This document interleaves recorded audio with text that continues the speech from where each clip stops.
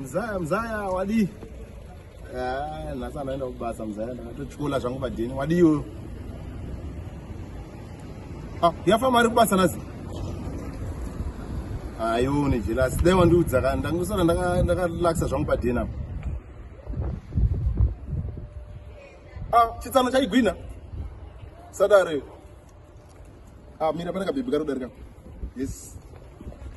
Yes ga. Zviri sei? Unogara uko? Taura wati unogara uko? Wakanyatsotarisa. Wochitarisa. Urikutoona zvichibuda ipapo, utoona zvichibalanza zvichibatana. Nekubvu ingona bvunza unogara uko. Pamwe munoda kubvunza roti. Fine girl like me. Nyatsotarisa. Saka zvine basa rei zvekuti fine girl like you. Chichitarisa. Ndikuzviona ndikuzvo. Unondiisa pai, unondipei. I know.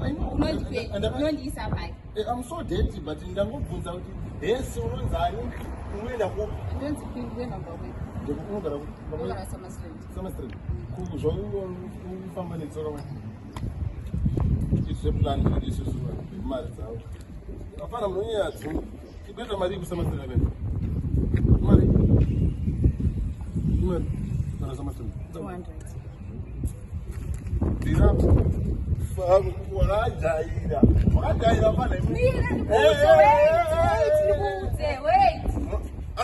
Asi unotengesa kana uchitengesa ndudzi dai wandiudza ungochiganza ndine kubva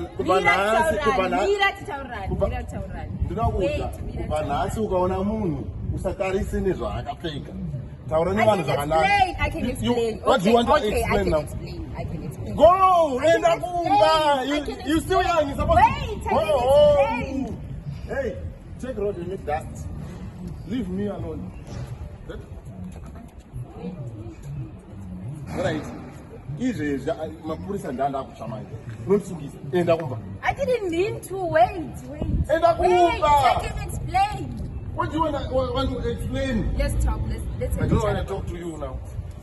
Let me put my money in my wallet. Go.